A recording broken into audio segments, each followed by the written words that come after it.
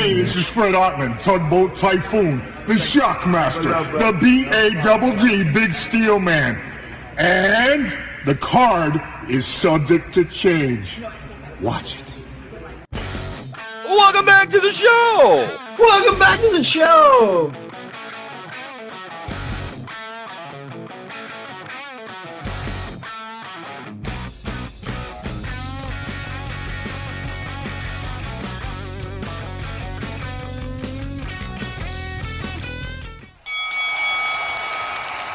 And now, your hosts of the Card Subject to Change podcast, the For Frequency's Sake Tag Team Champions of the World, the Wizard CZ, and Never Wrong, Nick Bull.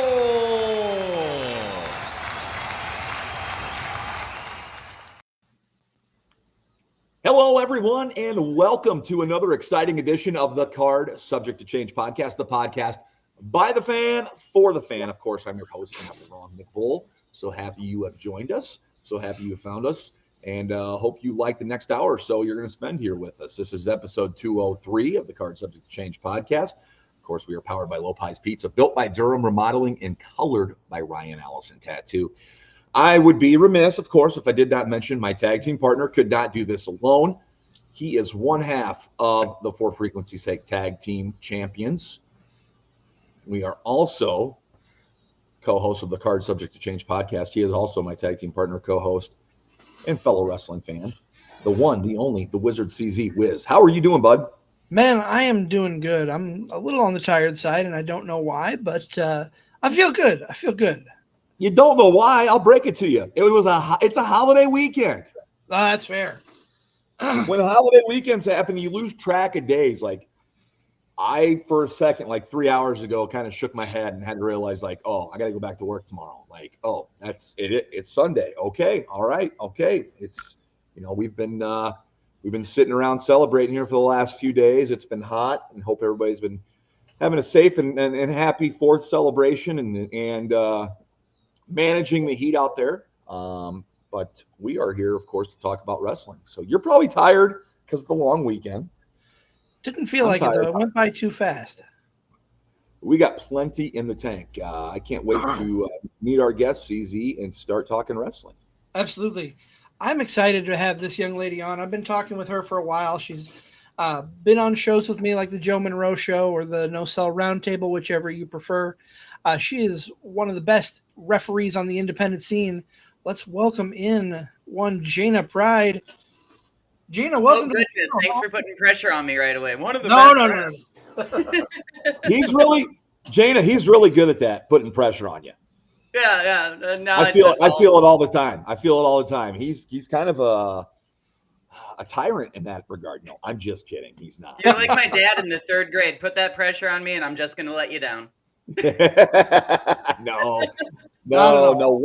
Welcome to the show. We're so glad that you're here. I know CZ has talked to you before. I have not, and I'm happy that you're here with us on the show. Jaina, I'm going to ask you the same question I ask every other guest we have here for the first time. Why pro wrestling? What was it about pro wrestling that got you and lured you in?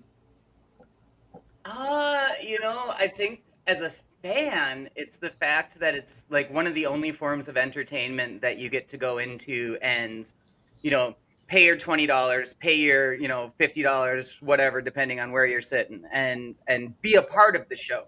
Like, you don't just go in there and sit down like you're at a movie theater and just like, oh, this was nice. I hope it wins an award. No, you're in there. You bring your signs. You're yelling. The wrestlers sometimes are interacting with you. And you personally, when you go to a play, Alexander Hamilton up on stage isn't going to stop mid-song and say, and I appreciate you as well. So as a fan, that's why I got into it. As a ref and formerly as a wrestler, like it was one of those things where I wanted to be a part of bringing that experience to everybody else. And I also have that little performer in me that's like, look at me. And this helps to satiate that. Without a doubt. What was, so you talked about what brought you in as a fan. Is there any particular moment or memory that you had that really got you excited for the business?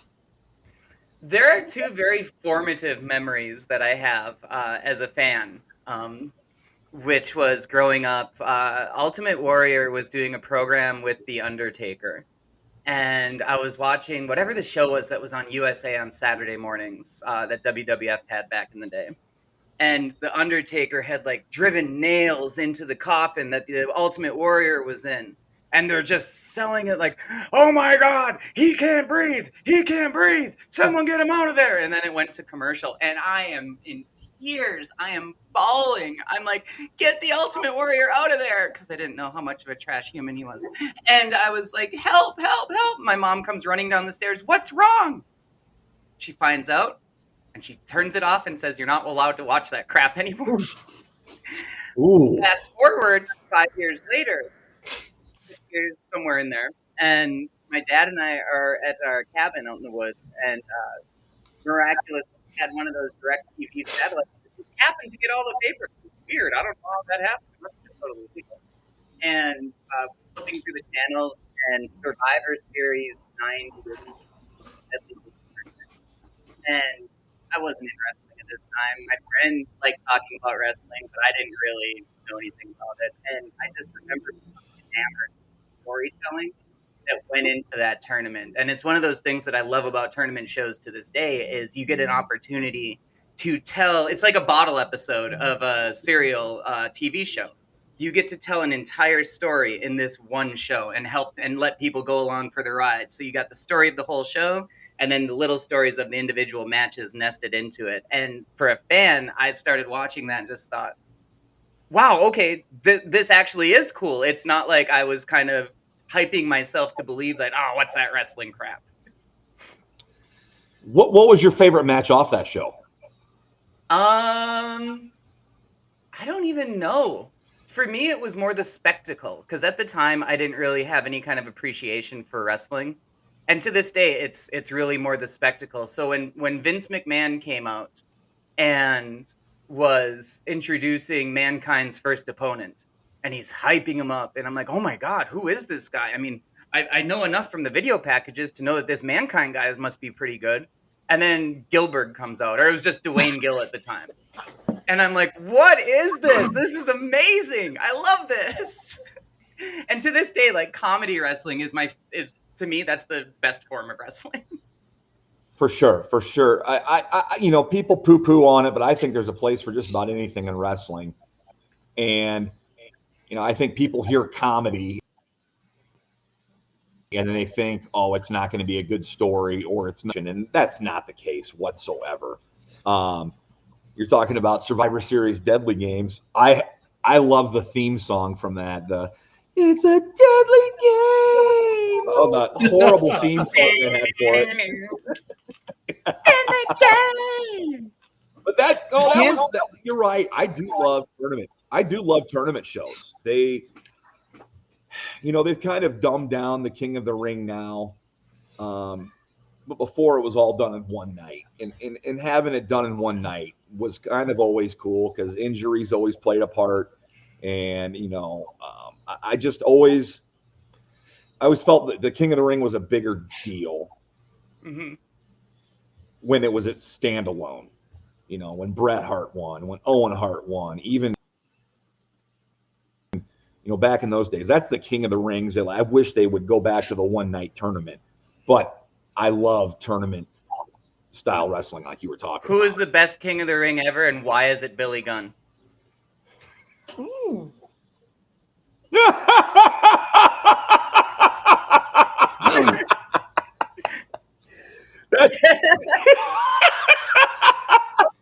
That's king ass to you.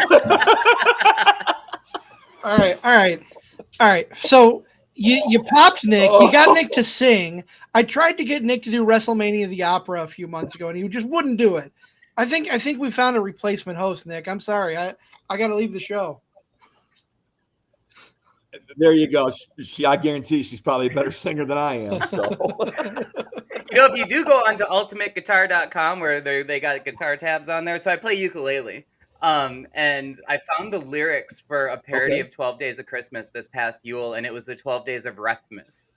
And it's all of every day is like one of the other things that a pro wrestling ref goes through. And so I actually tabbed it all out and like put it in Ultimate Guitar so anybody can go on there and sing it and play it now. That's pretty cool. That's pretty cool.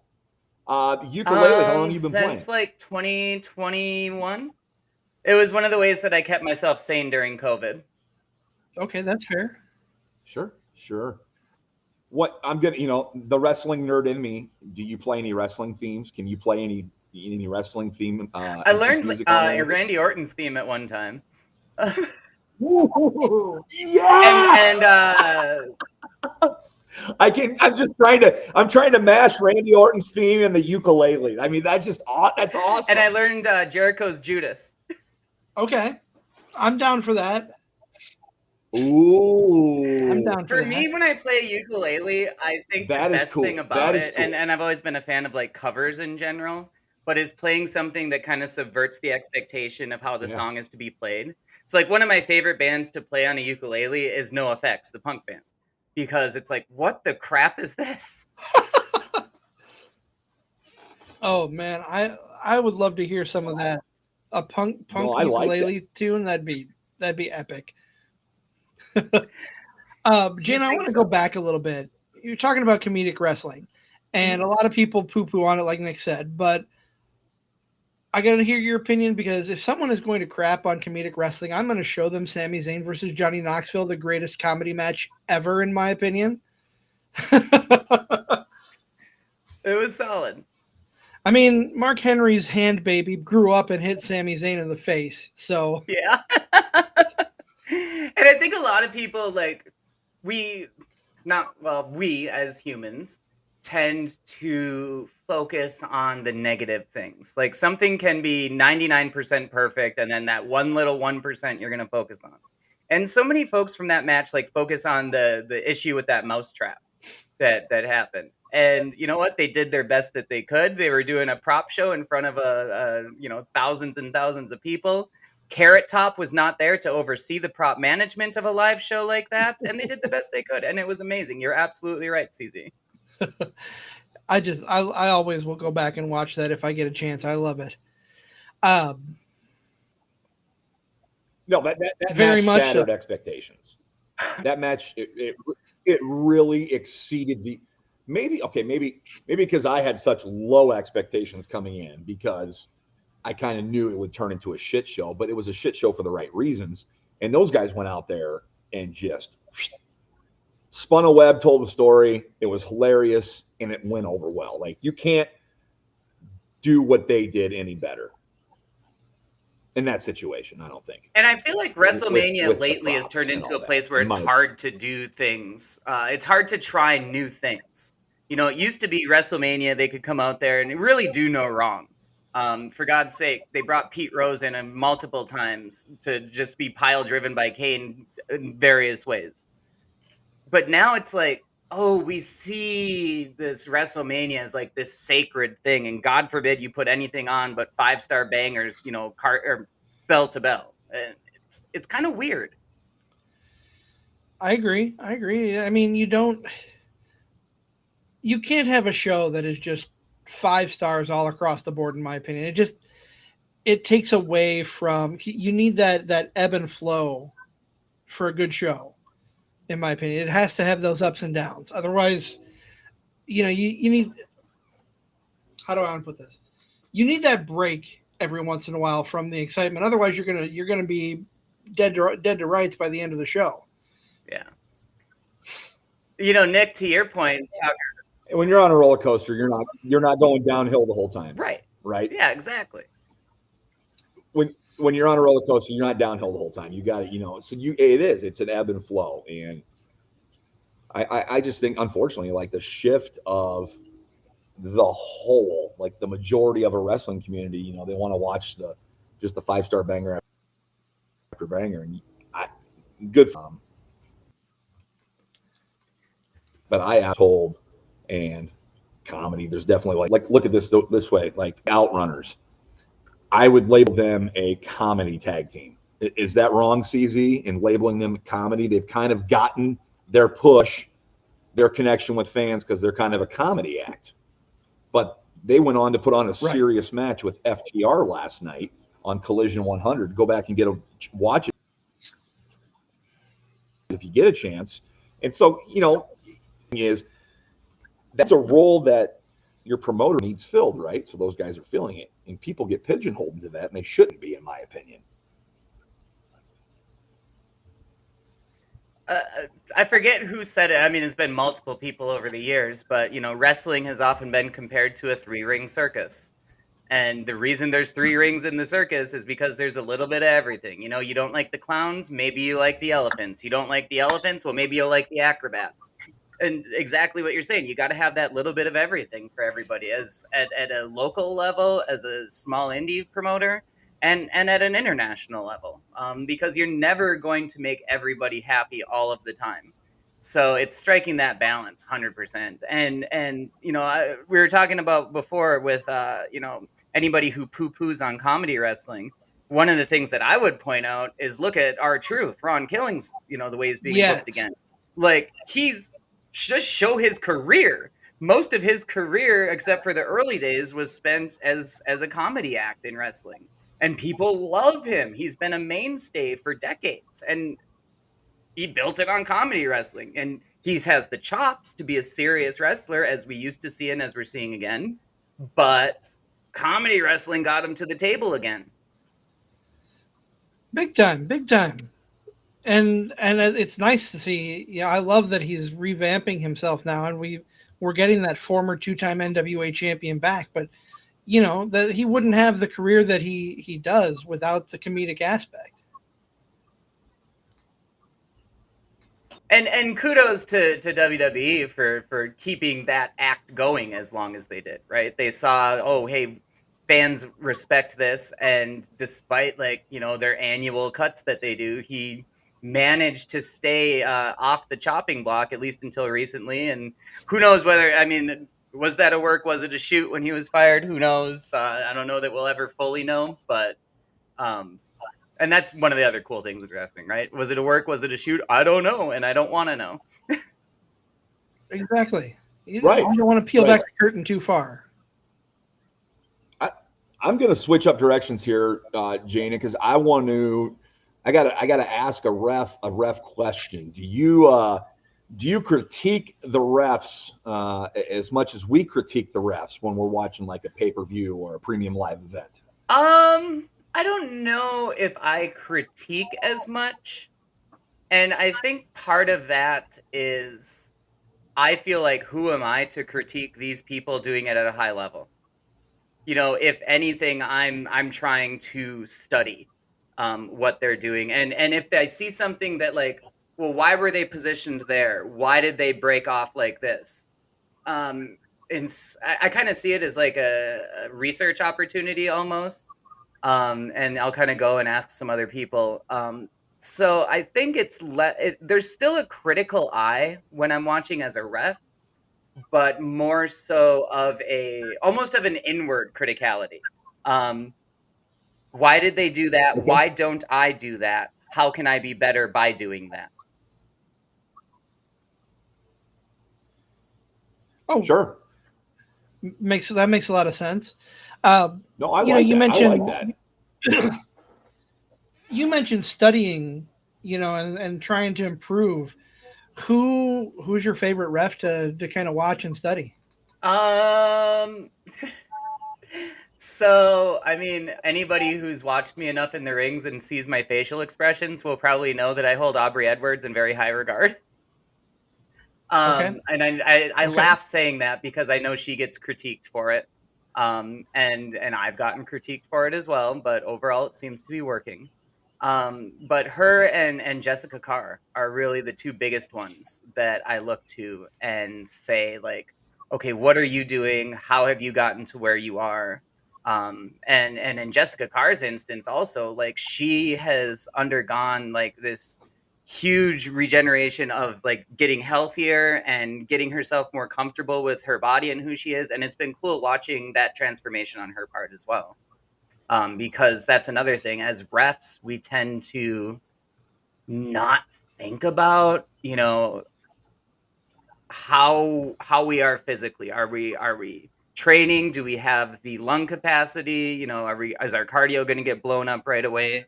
How does that work? And it's a weird thing a weird line to ride, because especially as a woman, it's almost like, well, you don't want to get too fit because you're going to distract in the ring, right? But yeah, long story short, definitely Aubrey Edwards and Jessica Carr are like two of my favorites to kind of keep an eye on. Okay. Would you ever? This is an off the wall question. I look back to my my teenage days and watching WCW and the NWO. If there were a heel organization, would you ever turn to heel and be the referee exclusively for that Dude, group? I low key very, very much want to do like an evil Nick Patrick angle before I retire. Yes. And, I love it. Yeah, and I love wanted it. to be like, because fans, they like me, and I hope that they continue to like me, because I find it's because I like to be personable. I interact, and I'm genuinely interested in talking to people, and apparently I do an okay job. So it would be awesome to like do it in a place where people are used to seeing me in a certain light, and just be like, screw somebody in that main event, and just end up joining, take off my ref shirt, and here I am. And it's been done to death, but I want to do it. I want to be the person to do it. There's two things I wanted to do in my ref career. One of which is that. The other was enter into a battle royal when I was on the outside of the ring, and immediately get eliminated. I wanted to do that whole thing, and I got to do that at a Wrestling Fans United event last year, which was chef's kiss. That's excellent. Jumped in the ring, was immediately eliminated by Matthias.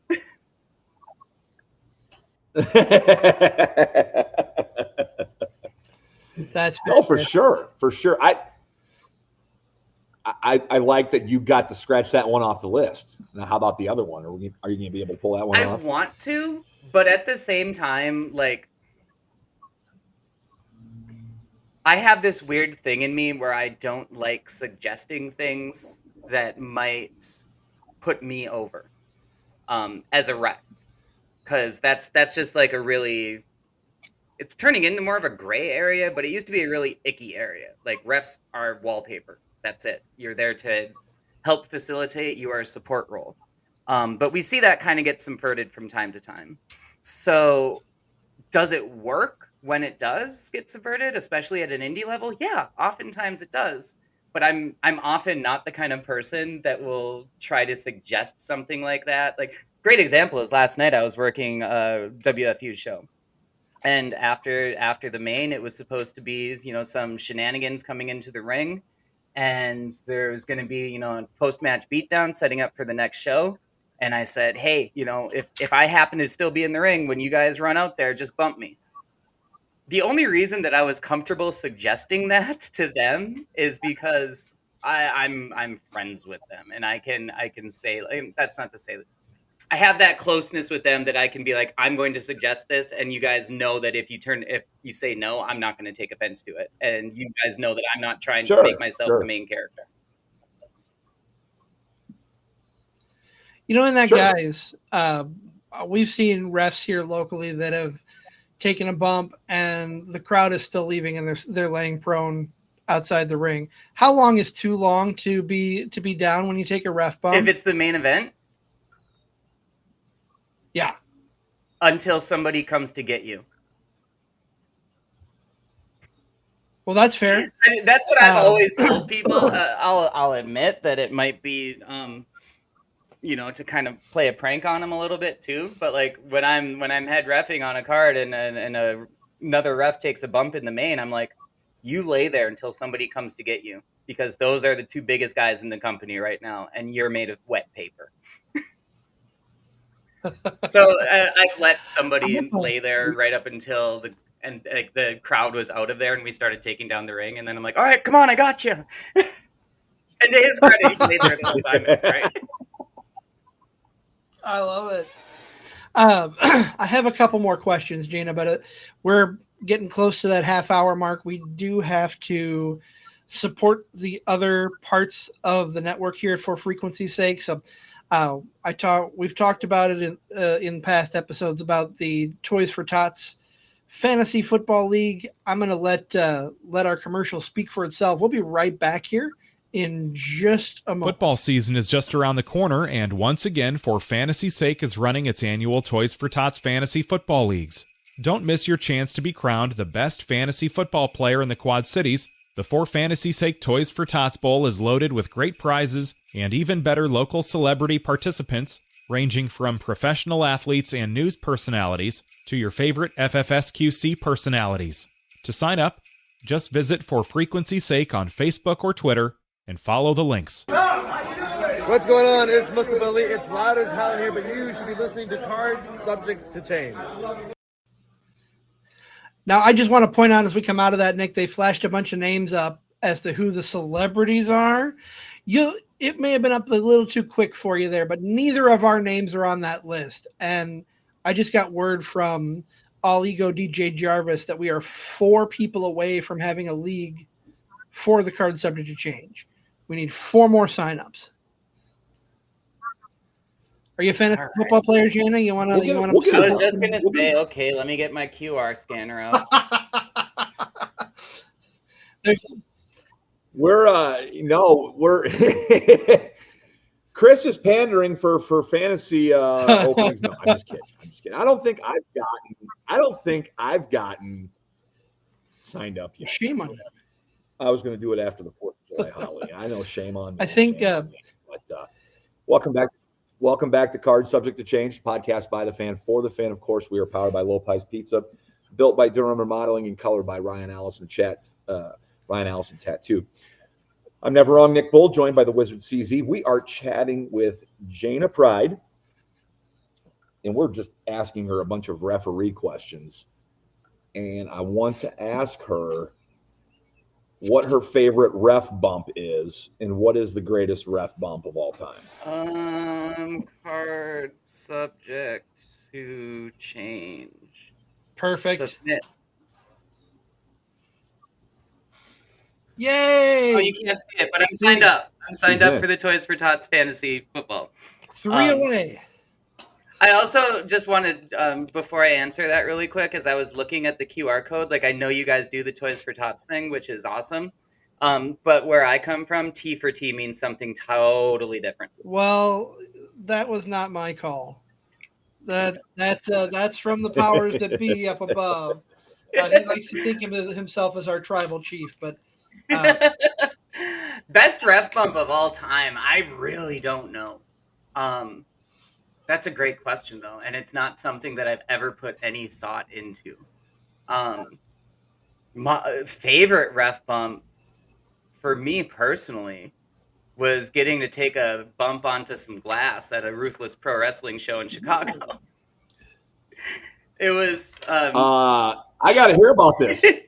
So, Ruthless Pro, fantastic deathmatch company, touring all over the U.S., and was working a show for them at the historic Berwyn Eagles Club on Berwyn, Illinois. And it was the main event of a full, wall-to-wall deathmatch show. So, of course, there's like broken glass tube all over the floor on the outside, broken panes. It's a lot to pick up after a deathmatch show. And I'm one of the people on the outside during the main event, and it was Akira and Drake Younger. Akira's up on the top rope, and security was supposed to be out around the ring, and they were going to be helping Drake catch Akira off the top rope. Security wasn't there. I was. So Drake grabbed me by the shoulder and said, "You're helping catch."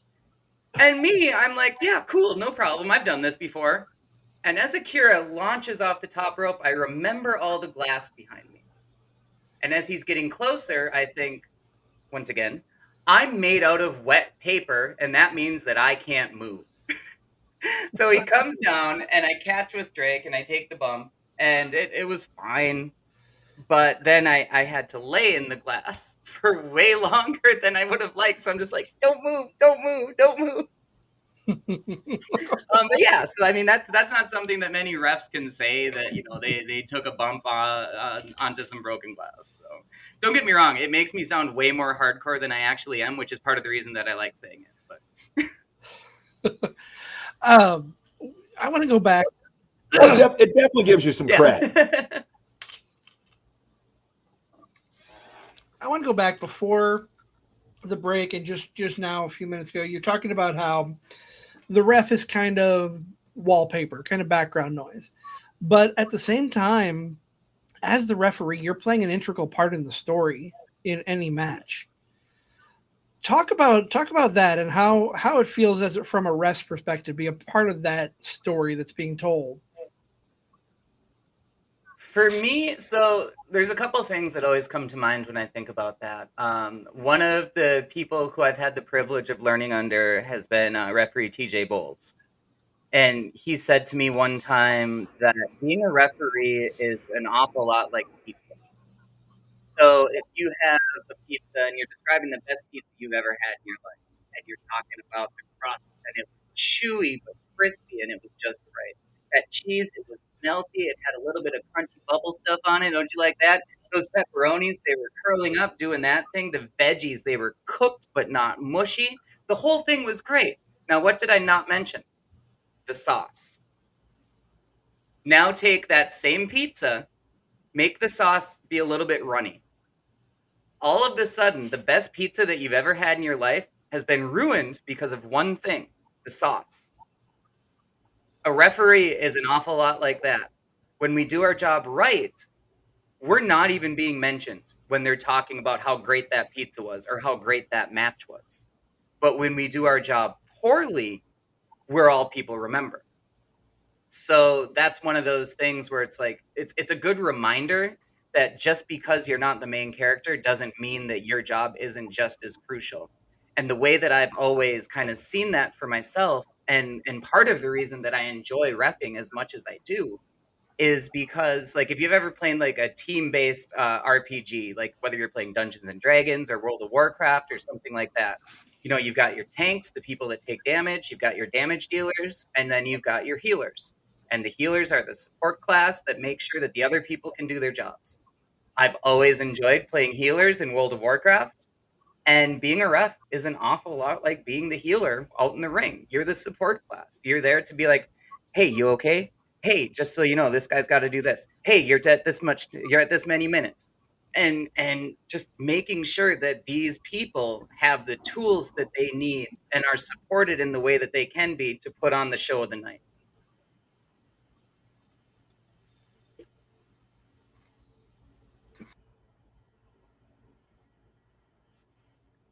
Sorry And it's a about big that. responsibility. It's a big responsibility. It really is. And, a lot of times keeping time, people probably like, oh, that's easy. That's hard. I mean, it's not the easiest thing in the world, I would assume, because not only are you trying to keep time, keep to your times, you're also trying not to interrupt or get in the way of what's going on in the ring. So it's a thankless job. And I always admire when there's a good ref around running things. That's always appreciated. And yeah, times are without a doubt one of my Achilles heels.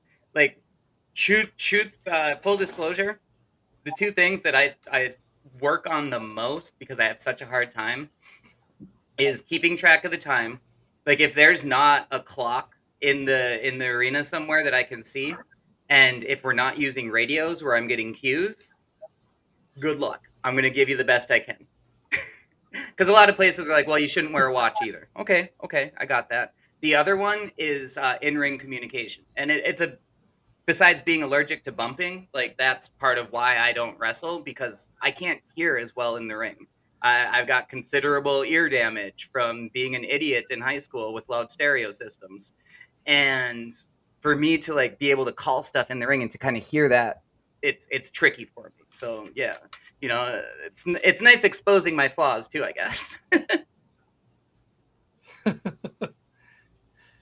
So, Jaina, one thing we like to do, being the Card Subject to Change podcast, we like to do a little fantasy booking.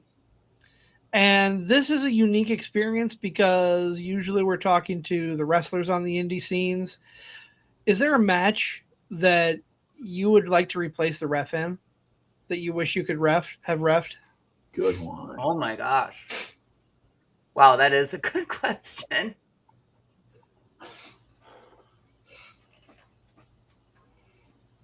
I don't know. I don't know about matches in particular, but maybe shows. Okay. And the first thing that comes to mind is like before AEW was even a thing, like that first All Out show. The fact that it was the fans there. Like if you go back and watch that even now, like it was electric because there was that we were on the cusp of seeing another company be able to take things on and to be a part of that show. Historical, first of all. Second of all, the energy feeding through that crowd the whole night. To be a part of that would have been amazing. And even if it's not refing, yeah, I will be happy till the day I die. But to even be like a grip or just a gopher or something working there, that would have been so cool. Just to be a part of that. And that's really kind of my big thing with it. It has less to do with the individual matches and more to do with the overall product that we're putting out there. And I think, the reason for that is, again, I don't want to be main character, which I know I'm not in the ring, but I'm always worried about like, would my presence detract from something if I'm not doing my thing? And like, no, they did fine. I couldn't have done it better. No notes. That's a great answer. I can get behind that. I mean, something like that where where it's a first time event and just the energy that by itself, just a budding company on doing their first show, that energy alone is enough to draw anyone in. But the fact that they've become become competition now, become part of the big leagues, even though they may not be at their best right now, in my opinion, but they're still there. They're still a presence. That's really cool. I did think of a match that would have been cool to step in and officiate, and I don't know that the ref necessarily would have fought too hard on it in hindsight. And I say this somewhat jokingly, but also somewhat seriously. To replace Earl Hebner during the Montreal Screwjob. Oh. And I say that because he was just doing his job. And that's different than, never mind, I'm not going to go down that path. But he was doing his job. He was there in a professional capacity. He did his thing. But also, he has never wanted for a booking the rest of his life. And part of that is because he's Earl Hebner. He's one of the GOATs for a reason. But at the same time, like every single time he's anywhere. So Earl, tell us about Montreal. Man will never look for work again. No, that's very fair. I know they brought Tim White in, but not like an actual Hall of Fame induction. Do refs like Earl Hebner belong in the Hall of Fame? Absolutely. Because, and again, this is speaking for others and not myself probably, because main character. But yeah, because like we've stated here, a ref, even though we're supposed to be in the background, we are an integral part of the match. And a bad ref, can absolutely ruin things. If you had a bad ref during the Austin Hart double turn match, that match would not be seen as one of the best of all time. It wouldn't have been introduced to the WWE Hall of Fame as a match, as the first match introduced to the Hall of Fame, if that referee had screwed it up so bad. So yeah, absolutely, refs deserve to be inducted. I love that answer. And for that matter, I do too. All of the backstage people too. If somebody's been doing this job and helping to bring this product to light for forever, then yes, there needs to be a Hall of Fame for production staff. There needs to be a Hall of Fame for writers. And you don't need to make a big showy thing of it. Like we don't need a 7-hour award show all of the Oscars. But I should be able to go on to, for instance, WWE's Hall of Fame website and be like, hey, who was the top content producer in 2024? Why did they deserve that award? That's awesome. I'll make Right. an argument even for someone like Jim Johnson and his music. Right. 100%. For sure. That's a guy that's well overlooked and needs his flowers now. I agree with you. We are talking with Jaina Pryde here on the Card Subject Change podcast, the podcast by the fan for the fan. Of course, we're powered by Lopez Pizza, built by Durham Modeling, and colored by Ryan Ellison Tattoo. Jaina, what are you watching currently that you really like? What of the current product do you watch or look forward to watching? This is going to sound really bad. But back around the beginning of the year, I had some stuff change in my life that made me take a step away from wrestling. And when that happened, I had to completely remove myself from any and all wrestling. Even if I was to watch it on TV, I would start to build resentments because for reasons. And I've only, within the past 2 weeks, started watching wrestling again. Okay. And always when that happens, like I'm an AEW girl through and through. I'm going to be watching AEW. I'm going to be watching some TNA. I'm going to be watching some ROH. I'm going to be catching up on indie stuff. You know, I've got my IWTV subscription. That's good background noise. But yeah, I'm not a fan of WWE, like in the least. Who do you like? Tony in Storm. AEW? I mean, who do you? Tony Storm is the best thing in professional wrestling right now, and I will fight anybody that says otherwise.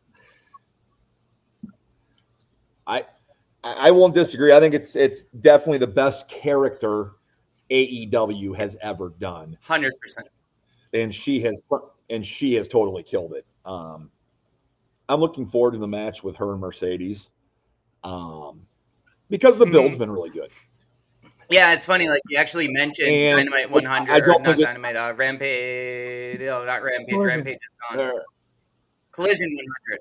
Dynamite 300, and they just did 100. Dynamite 300. Yep. So it's been such a busy week with the holiday and travel this weekend for a show. Like I've got them on HBO Max ready to go, and I'm looking forward to firing those up and checking them out now. I think watching those anniversary shows is going to be a great way for me to be like, yep, I'm back. Let's go. Jaina, I want to ask you. You talked about early in the year how you had to step away from wrestling. I don't want to peel the curtain back too far. I don't want to get too in depth with everything, but talk about what coming back was like for you. It was, I didn't know what to expect. So just real briefly to anybody who's unaware, me being a trans person, the changes in the US, I now cannot safely travel by car throughout the country. So I've had borders put up around me as far as where I'm allowed to work safely. And that was hard for me after pouring everything I had and thousands and thousands and thousands of dollars into this for years.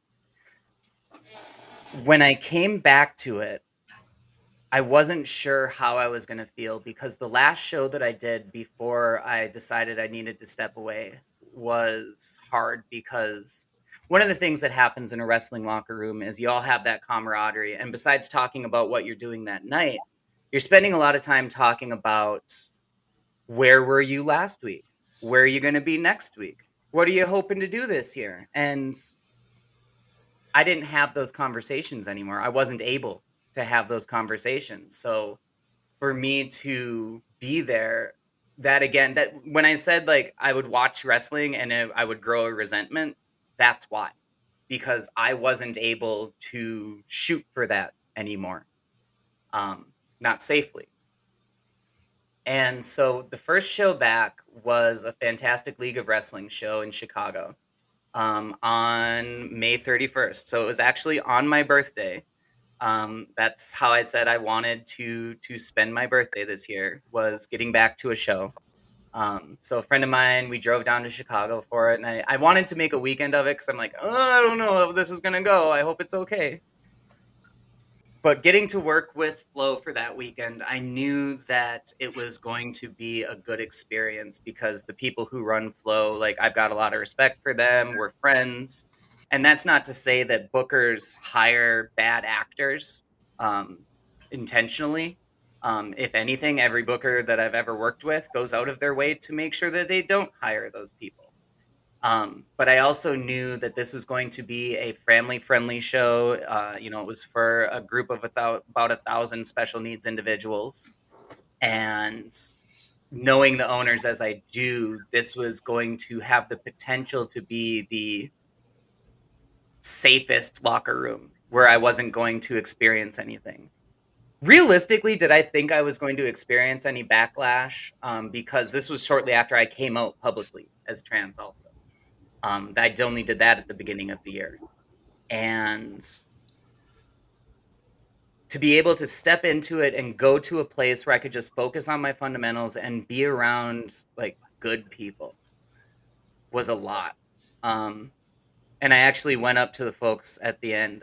John Bullard, he's one of the guys that owns it. And he was talking to me after the show and, saying how glad he was that I made it down. And I hugged him and I just started crying.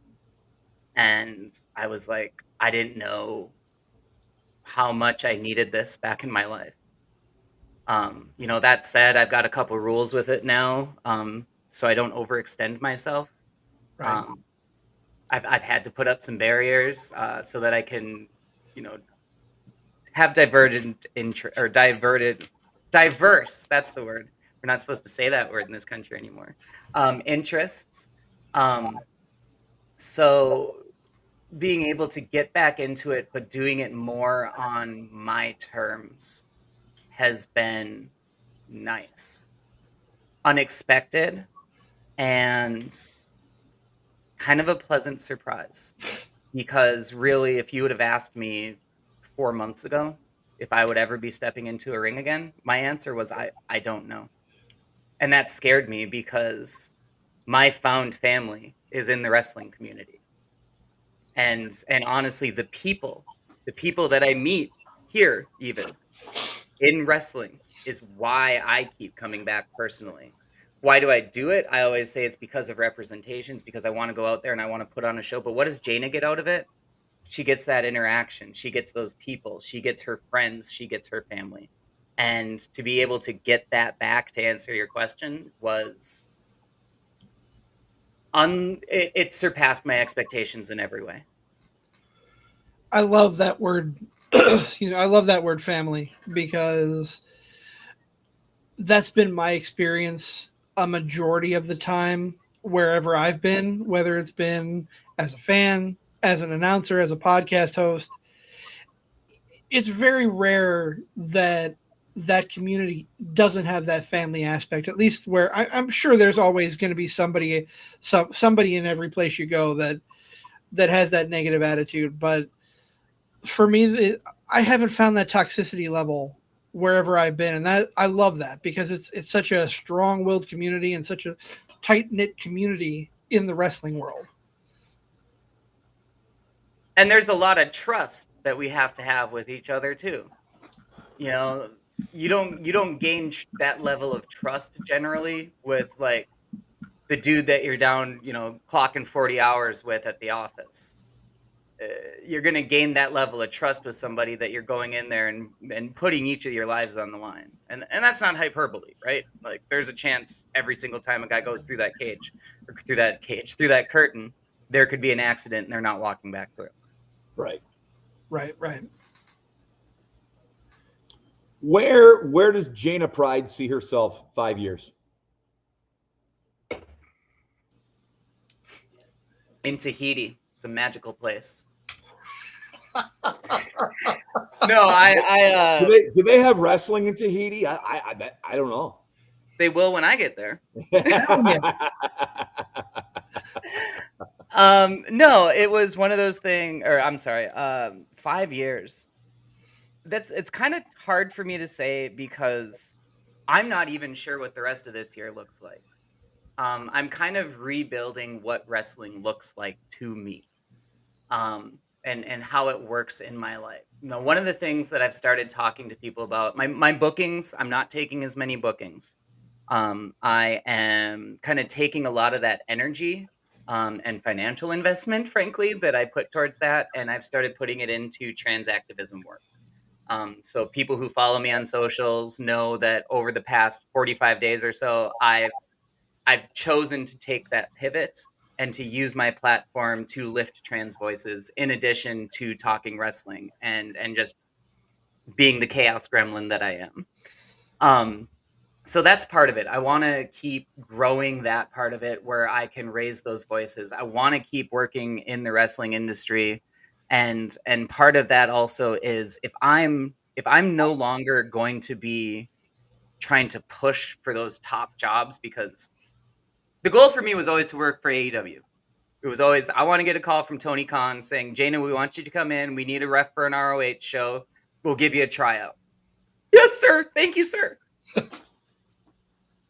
But the reality of that is right now, I don't know that anybody is going to be hiring a trans person when they cannot safely travel to every state that that company does business in. So if that's the case, if I can't chase that dream, how do I use what I've amassed? And I've been in talks with some people about starting to do some seminars.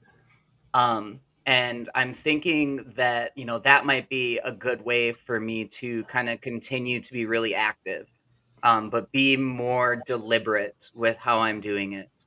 And I've always really enjoyed when I'm at shows and people ask me to do some training. And when I have that opportunity to kind of help shape the next people. I didn't get any formal training as a referee. I never, went into a wrestling school and was told, this is how you do it, this is how you do it, this is how you do it. Every bit of training that I ever got as far as being a referee was on the job training, learning under the learning tree of those who came before me that I had the privilege of being on those shows with. And I love being able to do that for the next gen coming up too. So hopefully, the TLD, the L, too long didn't listen, is me continuing to take these bookings, to continuing to have fun, continuing to help represent, not just women in wrestling, but also trans voices across all platforms, and to try and help give back to the wrestling communities so that we continue to see like just these quality refs come up.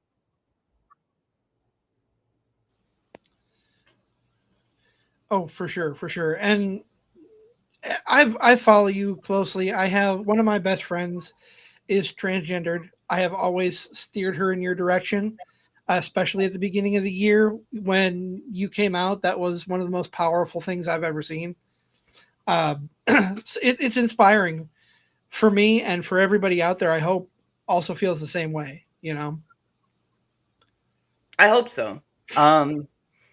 Before I came out publicly, so I've been out like well over a decade now. But it was not something that I publicly advertised because I have what's known as passing privilege, which means that 9 out of 10 people that I run into are not going to know that I'm trans unless I tell them. And that made it safer for me to be traveling as a single woman across the Midwest in her car for thousands and thousands of miles. Um, and then once things started changing this year, well, I'm sorry. Let me go back. So part of that earlier was always offering representation to girls who were there, because when I was coming up, we kind of talked about it. It was during the Attitude Era, and to go back and watch Attitude Era stuff as a woman, that's rough. That's rough sometimes. Like, I want to see wrestling. I don't want to see people wrestling in, turkey gravy in their bikinis. That's not wrestling. If I wanted to see that, I've got the internet. Right. Instead, I want to show these people that, hey, just because that's what other people grew up with, you can put on a heck of a show, and it can be all girls. You can do that. You can do anything in this business. You don't have to pigeonhole into this Barbie mold that a lot of people were brought up to see.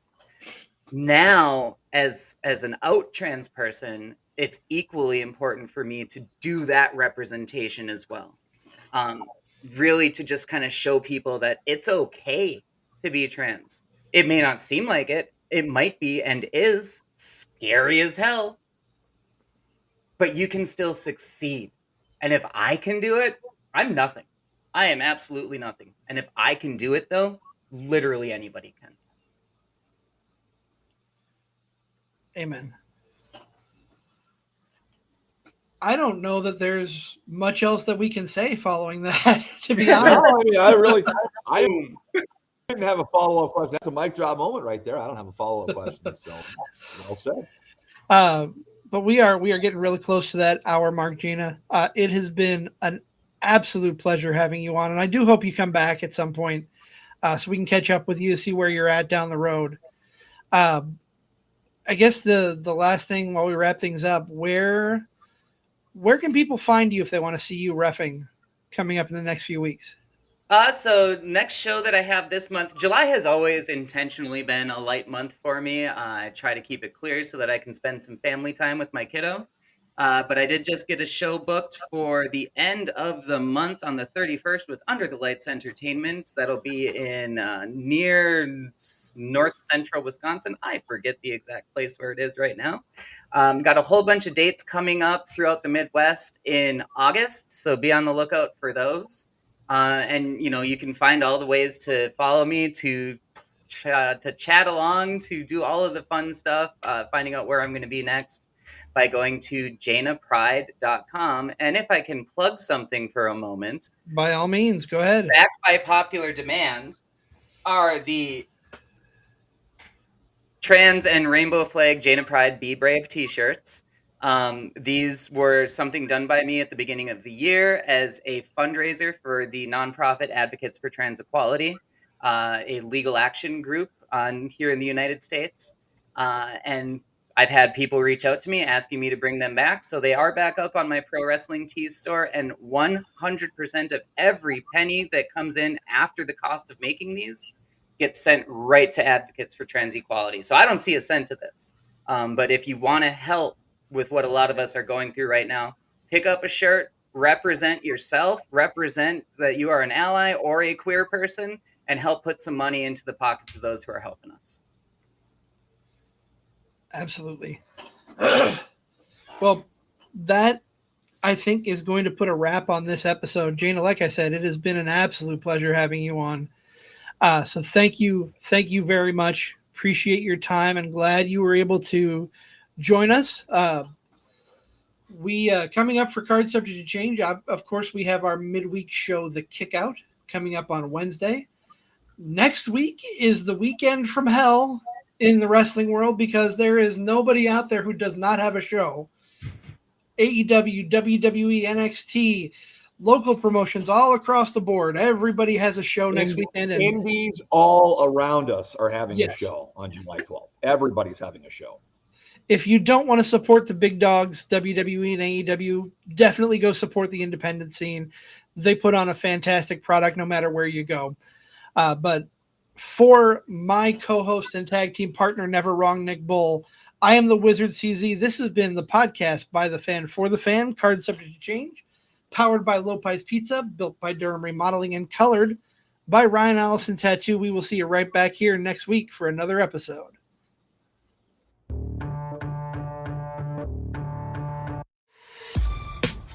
This has been a For Frequency's Sake Podcast Network production. For more great content, subscribe to For Frequency's Sake on YouTube, Facebook, and Twitter.